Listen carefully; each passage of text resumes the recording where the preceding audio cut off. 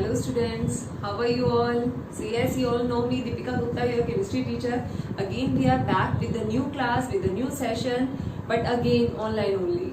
So yes, we know that ki corona cases are increasing day by day, so we have to continue our classes like this, online only. So yes, it's okay. We are very excited to start our new session with a new excitement and all. I am very excited and I know that you all are also very excited. So yes, before going to start with our first class, I must tell you some of the instruction that whenever you are starting the video, you must have to write your presence in the comment section by writing present ma'am. So yes, it will be, I will take it as a attendance. So everybody must have to write their attendance in the comment section. Second thing, whatever I am teaching here, whatever I am telling here, whatever I am writing here on the whiteboard, you can take it as a notes. तो I don't want any leniency from your side. ऐसा नहीं हो कि ma'am नहीं लिख पाए थे, ये नहीं हुआ था, वो नहीं हुआ था. No excuses, I am going to take it afterwards. तो whatever I am writing here और meanwhile whatever I am speaking, तो everything is notes only and you all have to write in your fair notebook and maintain a fair notebook for the chemistry subject this year. ठीक है. So yes, first of all we are going to start our first chapter, that is solid state. तो yes, we know that कि we have done our plus 1 class. In plus 1 class, one chapter was there, that is states of matter. In that particular chapter we have done, we know that three states of matter are there, three main states of matter are there: solid, liquid and gases. And except that two more states of matter are there, one is plasma state and second one is the supercooled state. लेकिन ये दोनों states अभी हम बहुत detail में study नहीं करते हैं, because they are very much new for us also, for scientists also. They are experimenting them, they are doing experiments on them. तो जब इनके बारे में बहुत ज़्यादा हम जान जाएंगे तब हम इनको डिटेल में स्टडी करेंगे. अभी सिर्फ हम उनकी डेफिनेशन करते हैं. तो yes, out of these 5 states हम प्लाज्मा और सुपर कूल्ड स्टेट को सिर्फ थरली पढ़ते हैं, सिर्फ पढ़ते हैं, उनकी डेफिनेशन पढ़ते हैं. And in chapter states of matter in class plus 1 you have studied about the gaseous state and liquid state. So now we are having solid state in our plus 2 class. ठीक है. तो हम solids क्या होते हैं, उनके बारे में डिटेल सब कुछ बिल्कुल डिटेल में इस चैप्टर में पढ़ने वाले हैं. So this is your first chapter and it is very very easy chapter. थोड़े से 3D स्ट्रक्चर्स आएंगे, अगर आपको वो क्लियर हो जाते हैं तो this chapter will be gonna be a fun. बहुत मजा आएगा इस चैप्टर को करने में. तो यस, सबसे पहले इस चैप्टर को स्टार्ट करने से पहले हमें पता होना चाहिए कि व्हाट आर सॉलिड्स. तो ये सॉलिड्स क्या होते हैं. Whenever we are talking about solid, तो पहली बात जो हमारे मन में आती है वो क्या होती है. Solids are the substances which have definite shape and definite volume. Definite shape and definite volume.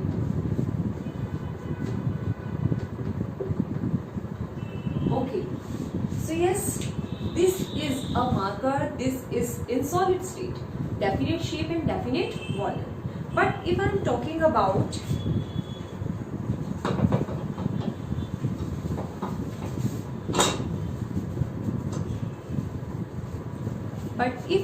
about this napkin, so yes, is this a solid, liquid or gas? कौन सा स्टेट है इसका. yes, इसका तो कोई डेफिनेट शेप नहीं है, तो ये क्या है. ये सॉलिड नहीं है. सॉलिड ही लग रहा है मुझे तो क्या ये सॉलिड नहीं है. yes, ये सॉलिड ही है, but solid is having a definite shape until pressure applied. जब तक प्रेशर नहीं लगता है किसी सॉलिड पे तब तक उसका अगर शेप मेंटेन रहता है, that means it is in solid state. ठीक है. So solids are the substances which have definite shape and definite volume. अगर हम बात करते हैं, we all know that solids can be interchange into liquids, liquids can be interchanged into gases. These are the signs of equilibrium which you have done in your plus 1 class. आप सबने किया ही होगा. So you know that equilibrium means solid can change into liquid and liquid can change into solids too. ठीक है. अगर मैंने example लिया water का, वाटर सॉलिड मतलब आइस, वाटर लिक्विड मतलब वाटर, वाटर गैस मतलब steam. So yes, these three states are interconvertible into each other. When we are heating solid, they are converted into liquids. When we are heating liquids, they are converted into gases. When we compress gas, they convert into liquids. And when we freeze liquids, then they convert into solids. ये हम सब जानते हैं.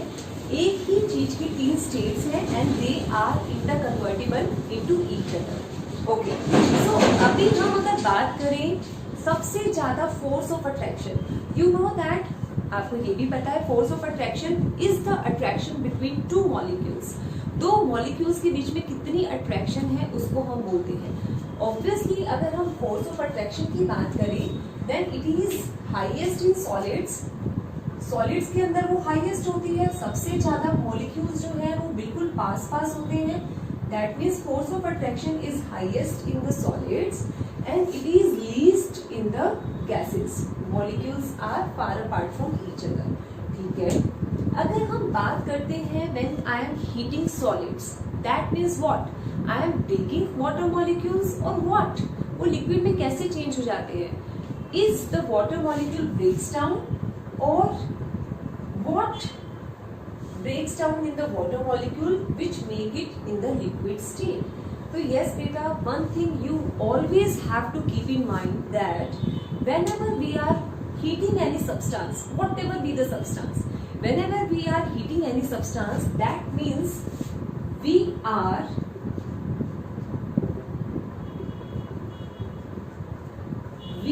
breaking the force of attraction existing between the molecules, not within the molecule. हम लोग within the molecule जो bonds बने हुए हैं उनको नहीं तोड़ रहे हैं, हम सिर्फ दो molecules के बीच की जो attraction है उसको तोड़ रहे हैं. ये बात हमेशा याद रखना. Okay, so yes, whenever I am heating solid substance, water solid molecules, that means I am breaking down this force of attraction between the water molecules which make it easy to move, which make it fluid. तो वो easily move करना start कर देता है और further heating के बाद उनका space बढ़ता जाता है. That's why they converted into gaseous substances. ठीक है, तो bonds will not break, only force of attraction between the molecules breaks down. Okay, now next question arises. Next question नहीं है, actually these are the points which you have to keep in your mind. These can come as a 1 mark question in the board exam. हमारे पास solids and liquids का एक particular name होता है. तो ठीक है, अगर आपके पास क्वेश्चन आए कि यस सॉलिड्स और लिक्विड्स को और किस नाम से जाना जाता है, या आपको ये पूछा जाए कि condensed state is a combination of which two states. Condensed state किस दो स्टेट्स को बोला जाता है? Yes solids and liquids together, दोनों को एक साथ या दोनों को हम कंडेंस्ड स्टेट में बोलते हैं because they have fixed volume. उनका वॉल्यूम फिक्स्ड होता है. That's why we are calling them as a condensed state. And liquids and gases are known as fluids. Fluids because they can flow. तो इन दोनों को हम फ्लूइड्स बोलते हैं, इन दोनों को हम कंडेंस्ड स्टेट बोलते हैं. तो this term you should remember always, क्योंकि ये as a 1 mark question can come in your exam. Now next is कोई भी सब्सटेंस किसी भी स्टेट में है. Let's talk about solids only as we are discussing about solids. हमारा solid state chapter है. तो अब हमारे पास नेक्स्ट क्वेश्चन आता है कि why the substance exists in solid state. कोई भी सब्सटेंस सॉलिड स्टेट में क्यों होता है?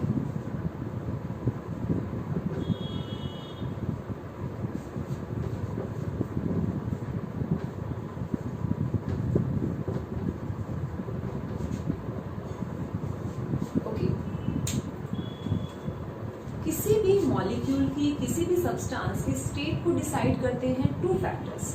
Always and always two factors are there which determine the state of any of the substance. First one is intermolecular forces. Intermolecular forces, these are the forces which are existing between the molecules.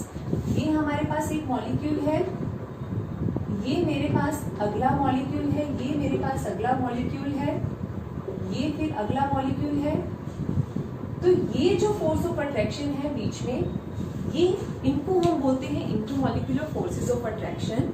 And these forces try to make them come closer to each other. ये जितनी ज्यादा strong होंगी उतना molecule पास पास आएगा।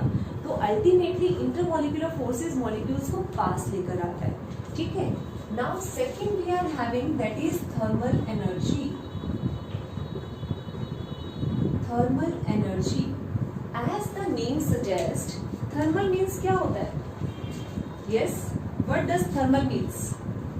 Thermal means temperature and energy means motion, हम लोग जानते हैं। तो yes, thermal energy means the energy possessed by the molecule due to its temperature। Temperature की वजह से किसी भी मॉलिक्यूल्स के पास कितनी एनर्जी होती है उसको हम उसकी थर्मल एनर्जी बोलते हैं, ठीक है। So yes, energy possessed by the molecules due to its motion। Obviously motion की वजह से, टेम्परेचर की वजह से कोई भी मॉलिक्यूल पास पास आएगा या दूर दूर जाएगा? ऑब्वियसली दूर दूर जाएगा। More is the motion, more is the space या गैप बिटवीन द मॉलिक्यूल्स, ठीक है। तो अब हम लोग क्या डिस्कस करते हैं? At low temperature. तो एट लो टेम्परेचर क्या होगा? At low temperature the thermal energy of the molecule will be less. ये आपको लिखना है, it is important. Thermal energy या thermal energy of the molecule is less. Sorry, low temperature की बात चल रही है। तो लो टेम्परेचर पे thermal energy will be less and intermolecular forces will be high. Intermolecular forces ज्यादा होंगी, थर्मल एनर्जी कम होंगी। दोनों के दोनों फैक्टर क्या कर रहे हैं? किसी भी सब्सटेंस को रोक के रखने का काम कर रहे हैं। उसका जो वाइब्रेशनल मोशन है वो तो थोड़ा बहुत रहता ही है, वो तो सॉलिड्स में भी रहता है, लेकिन रोटेशनल मोशन, ट्रांसलेशनल मोशन, ये सब कुछ बाउंड कर रहा है लो टेम्परेचर, क्योंकि थर्मल एनर्जी भी कम है, इंटरमॉलिक्यूलर फोर्सेस भी ज्यादा है। तो at low temperature a molecule tries to exist in the solid state as it is not having any rotational and translational motion. तो लो टेम्परेचर पे जनरली मॉलिक्यूल एग्जिस्ट करता है सॉलिड स्टेट में। तो अभी तक हमने जितना भी चीजें की, जितनी भी प्रॉपर्टी स्टडी की, उसकी बेसिस पे हम क्या कह सकते हैं? What are the properties of the solids?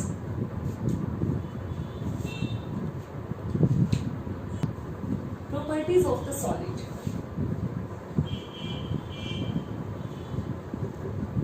तो व्हाटएवर वी हैव स्टडीड, उसके बेसिस पे हम क्या कह सकते हैं? Properties of the solids, they have rigid या fixed shape and fixed volume,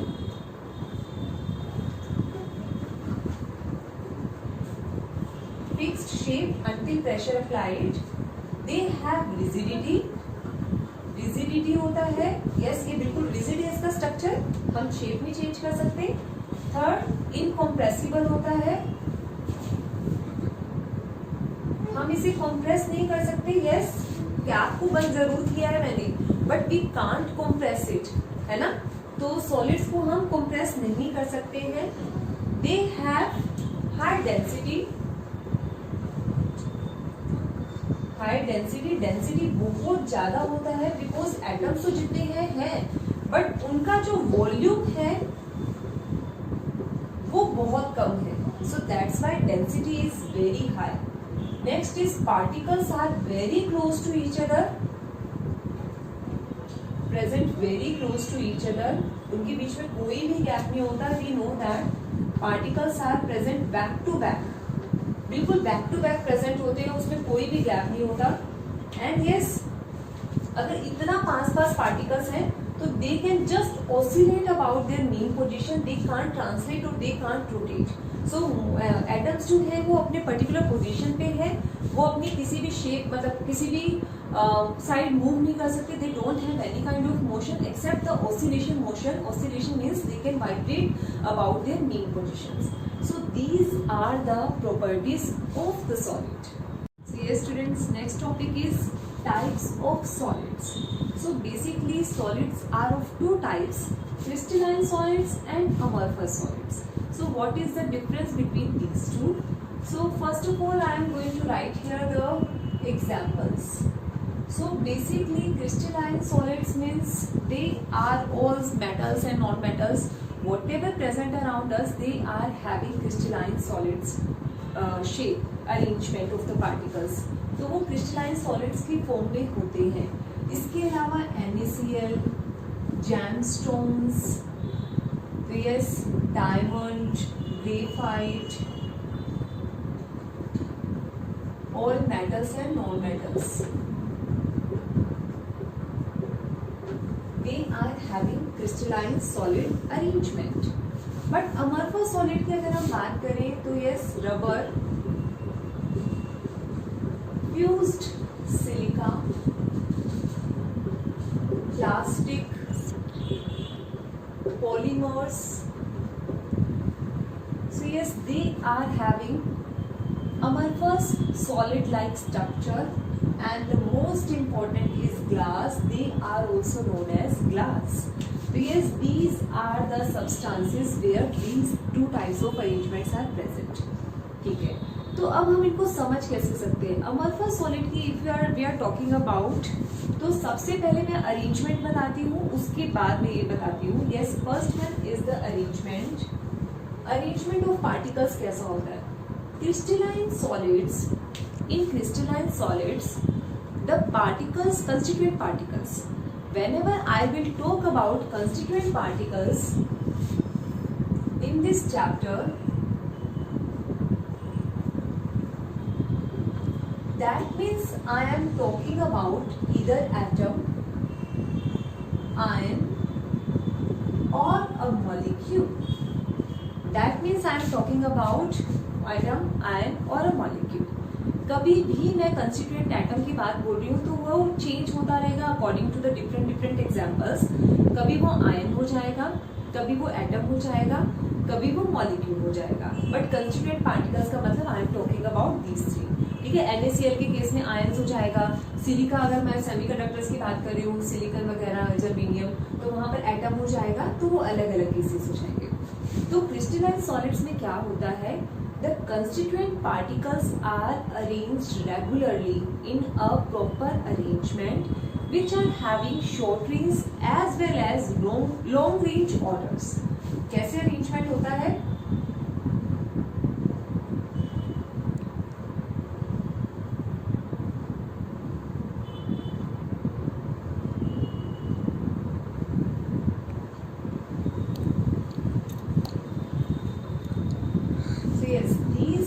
This is the arrangement in the crystalline solids. The constituent particles are arranged regularly which are having short range and long range order. Short range और long range order का क्या मतलब है ये मैं आपको अभी बताऊंगी. And here they are not having any particular arrangement. They are arranged randomly. कैसे भी arrange हो सकते हैं, कहीं पर ऐसे हो सकता है और कहीं पर ऐसे हो सकता है. They are not having any particular arrangement. वो कैसे भी arranged हो सकते हैं. Yes, the constituent particles are arranged randomly and are having short range order. यहाँ पर सिर्फ short range order होती है और here it is having short as well as long range order. इन दोनों का मतलब मैं नेक्स्ट पॉइंट के साथ बताती हूँ. Next point of difference is they possess an isotropy and they are having isotropy. This is a very important point which can come in your exam also. And students बहुत बार इसमें confuse होते हैं कि anisotropy isotropy होता क्या है और ऐसा क्यों होता है. इसका मतलब अभी आपको डेफिनेशन के बाद पता चलेगा. Anisotropy means they are having different properties in different directions. इनके पास different properties होती है अलग अलग डायरेक्शन में, but they are having the same properties in all the direction. अगर इनका इतना रेगुलर अरेंजमेंट होता है, बच्चों के माइंड में सबसे मेन क्वेश्चन क्या आता है कि अगर इनका इतना रेगुलर अरेंजमेंट होता है तो यहाँ पर डिफरेंट प्रॉपर्टीज क्यों होती है डिफरेंट डायरेक्शन में. इनकी तो सेम होनी चाहिए, बल्कि डिफरेंट तो यहाँ होनी चाहिए, लेकिन ऐसा नहीं है. इसका आंसर बहुत अच्छा है, आपको बहुत अच्छे से समझ आएगा. वीडियो ध्यान से देखना. हम लोग अगर मैं इस डायरेक्शन में जाती हूँ,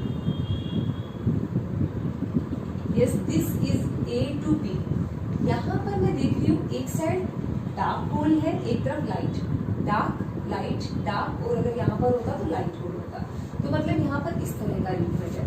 अगर मैं एक यहाँ पर इस तरह से मूवमेंट करती हूँ सी टू डी, यहाँ पर एक ही साइड में dark light dark light dark, हम यहाँ पर हमें कोई अरेंजमेंट से मतलब नहीं है, हम यहाँ पर सिर्फ इतना समझने की कोशिश कर रहे हैं कि in different direction different molecules भी आर कमिंग अक्रॉस। अगर मैं इस डायरेक्शन में जा रही हूँ तो मुझे अलग अलग मॉलिक्यूल्स मिल रहे हैं इस रास्ते में, अगर मैं ऐसे जा रही हूँ तो मुझे इस रास्ते में अलग अलग मॉलिक्यूल्स मिल रहे हैं। जब मॉलिक्यूल्स अलग अलग मिल रहे हैं तो ऑब्वियसली उनकी अरेंजमेंट अलग अलग है, तो उनकी प्रॉपर्टीज भी अलग अलग होगी। हम बिल्कुल ये रेगुलर अरेंज्ड है, यहाँ पर कभी भी कोई प्रॉब्लम नहीं आएगा। अगर मैं फर्स्ट पॉइंट की बात करूं तो मैं बिल्कुल लास्ट पॉइंट तक आई कैन से दैट, चाहे वो मुझे दिख रहा है चाहे नहीं दिख रहा है, आई कैन से दैट कि वहां पर ये वाला एटम प्रेजेंट होगा, वहां पर ये वाला आयन प्रेजेंट होगा। लेकिन हम लोग यहाँ पर कंप्लीट देख रहे हैं, ए बी का अलग प्रॉपर्टी है, अलग एटम्स हमें मिल रहे हैं, यहाँ पर अलग एटम्स मिल रहे हैं। तो यस ऑर्डर्ड अरेंजमेंट है लेकिन प्रॉपर्टीज अलग अलग है। अब अगर हम प्रॉपर्टीज की बात कर रहे हैं तो हम कौन सी प्रॉपर्टीज की बात कर रहे हैं? Physical properties like refractive index, thermal conductivity, तो इन सब की बात कर रहे हैं। So means they are having anisotropy, means they are having different properties in different directions. But यहाँ पर तो कोई रेगुलर अरेंजमेंट ही नहीं है, मुझे पता ही नहीं कि आगे जाके मुझे कौन सा आइटम मिल जाएगा, कौन सा मॉलिक्यूल मिल जाएगा। सो यहाँ पर क्या है, डिफरेंट सेम प्रॉपर्टीज है, यहाँ का भी नहीं पता मुझे, यहाँ का भी नहीं पता, तो सारी जगह सेम प्रॉपर्टीज है। सो ये वाला पॉइंट आपको क्लियर होना जरूरी है। They possess anisotropy and they possess isotropy, ठीक है। इसको आप एक और एग्जांपल से समझ सकते हो जो हम कोरिलेट करते हैं, जो मैं बताती हूँ जनरली बच्चों को, कि दिस इज लाइक कुंभ मेला। कुंभ मेला आपने सब सुना हुआ है, देखा हुआ है, या फिर टीवी वगैरह में कहीं पर भी आपने देखा हुआ है। हम कहीं पर भी देखते हैं, कहीं पर भी घूमते हैं तो हमें सारी की सारी जगह क्राउड मिल रहा है। हम ये नहीं कह सकते कि हमें 2% के बाद में लेडी मिलेगी, बच्चा मिलेगा, जेंट्स मिलेगा, we can't see anything with conformity. लेकिन अगर हमारे पास यही यहाँ पर, इसको मैं एग्जाम्पल देना चाहूंगी, चक्रव्यूह। चक्रव्यूह क्या था? हम बहुत सुनते हैं ना कि अभिमन्यु 7 द्वार में जाकर उसकी डेथ हो गई थी, उसने 6 द्वार भेद दिए थे। क्या है चक्रव्यूह? चक्रव्यूह is basically the arrangement of the shoulders in a particular manner. वो एक पर्टिकुलर मैनर में अरेंजमेंट है, ठीक है। अगर अरेंजमेंट है, अगर वो क्रिस्टलाइन अरेंजमेंट है, तो जैसा मैंने अभी आपको बोला एनाइसोट्रॉपी है, वहां पर सेम प्रॉपर्टीज नहीं रहेंगी हर डायरेक्शन में, हर एक पॉइंट पे। तो क्या होगा कि वहां पर कोई लूज पोल होगा जो उसका गेट है, जिसको भेदना है, जिससे चक्रव्यूह में तोड़ के अगले द्वार तक पहुंचना है ना। तो वहां पर वो जो लूज पोल है, यानी कि डिफरेंट प्रॉपर्टीज है डिफरेंट डायरेक्शंस में।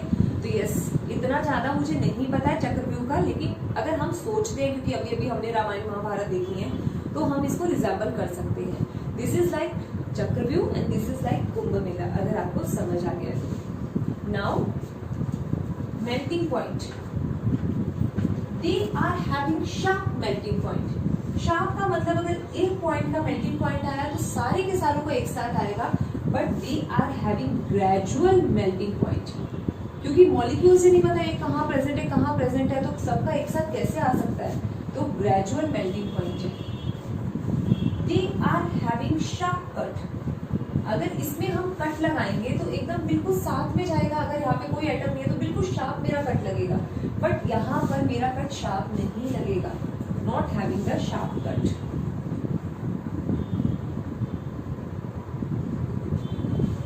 Next, heat of fusion. Yes, किया था 11th क्लास में हीट ऑफ फ्यूजन। फ्यूजन का मतलब क्या होता है? Conversion of any substance from their solid state to liquid state, यही होता है। तो yes, heat of fusion means the heat required to convert solid into liquid substance। तो वो heat क्या है? यहाँ पर heat of fusion जो है वो बहुत शार्प होगी, क्योंकि एकदम से वो मेल्ट हो जाएगा, तो ये शार्प होगी। बट यहाँ पर अलग अलग मॉलिक्यूल अलग अलग जगह पे प्रेजेंट है, तो वो शार्प कभी नहीं हो सकती है, ठीक है। अब अगर हम बात करते हैं, they are called as true solids. इसको हम ट्रू सॉलिड्स बोलते हैं because they are actual solids. Arrangement of particles ऐसे ही होता है सॉलिड्स में, और बिल्कुल इसी तरह से ही बिल्कुल रेगुलर अरेंजमेंट होता है, so they are called as true solids. But अगर हम इनकी बात करते हैं अमorphous सॉलिड्स की, they are not a true solids. We can resemble amorphous solid with the liquid arrangement of the particles, जैसे लिक्विड में होते हैं हम उनको बिल्कुल वैसा सोच सकते हैं amorphous solid को। इसमें ऐसा क्या होता है कि मतलब आप कैसे इसको सोच सकोगे, लिक्विड बह रहा था, बहते बहते रुक गया, तो वो रुकना जो है, वो जो फॉर्म बना, that is amorphous solid। amorphous solid में कोई रेगुलर अरेंजमेंट नहीं होता, क्योंकि लिक्विड में भी कोई रेगुलर अरेंजमेंट नहीं होता। वो चल रहा था, चलते चलते इतनी ठंड हुई, इतना ज्यादा कूलिंग टेम्परेचर हुआ कि वो रुक गया, जम गया, उसको हमने बोला amorphous solid। सो इसको हम क्या बोल सकते हैं, इसको हम बोलते हैं सुपर कूल्ड लिक्विड्स। ये बहुत इंपॉर्टेंट टर्म है, ये बहुत इंपॉर्टेंट वर्ड है, आपको पता होना चाहिए कि किसे सुपर कोल्ड लिक्विड बोलते हैं। तो yes, these are known as super cooled liquids. बहुत ही ज्यादा टेम्परेचर पे जब लिक्विड को ठंडा किया गया है तो हम उसको बोलते हैं सुपर कूल्ड लिक्विड्स। और क्योंकि अब ये सॉलिड स्टेट में, लेकिन ट्रू सॉलिड्स तो नहीं है, तो हम इसको क्या बोलते हैं, स्यूडो सॉलिड्स। इसको हम बोलते हैं स्यूडो, यानी कि झूठे सॉलिड। सॉलिड तो है लेकिन ये झूठे हैं। And last point of difference between these two is cooling curve. Cooling curve कैसा है, इसके अंदर कूलिंग कर्व शार्प नहीं होता, रेगुलर नहीं होता, ये इरेगुलर होता है। यहाँ पर कूलिंग कर्व जो होता है वो बिल्कुल रेगुलर अरेंजमेंट होता है। अब हम करेंगे कि क्यों रेगुलर होता है और रेगुलर नहीं होता। So yes student, if you remember in your +1 class you have done critical temperature। critical temperature किया था जहाँ पर गैसेस को हमने लिक्विफाइड किया था एक पर्टिकुलर टेम्परेचर पे, तो कर्व आया था कुछ इस तरह से। तो same curve is observed here because we are going to change the state of the substance. earlier it is in liquid state, whenever we are decreasing the temperature the molecules of the liquid will obviously come closer to each other and become solidified to forms the solid। so obviously ये leap आता है, leap का मतलब वो state change हो रहा है, फिर उसके बाद फर्दर वो सॉलिड में चेंज हो गया, फर्दर उसमें ज्यादा चेंजेस नहीं आएंगे and it will be like this, ज्यादा चेंजेस नहीं आएंगे। And here the curve will be parabolic. Parabolic जहाँ पर कर्व मतलब एक स्मूथ चलेगी, क्योंकि किसी का कुछ है, किसी का कूलिंग टेम्परेचर ये है, किसी का कूलिंग टेम्परेचर दूसरा है, तो it is like in smooth manner. So बेटा this is ultimately the difference between amorphous solid and crystalline solid, which is very important according to your board class, according to your board exam point of view। वहाँ पर 1 mark का तो minimum इस particular difference में question आता ही है and it is very easy to. आप लोगों को बड़ा ही मजा आया होगा, बड़ा इजी लगा होगा। तो यस, ये आपको अपनी नोटबुक में लिखना है और उसको याद करना है, समझना है। This is all about for today's video. Thank you.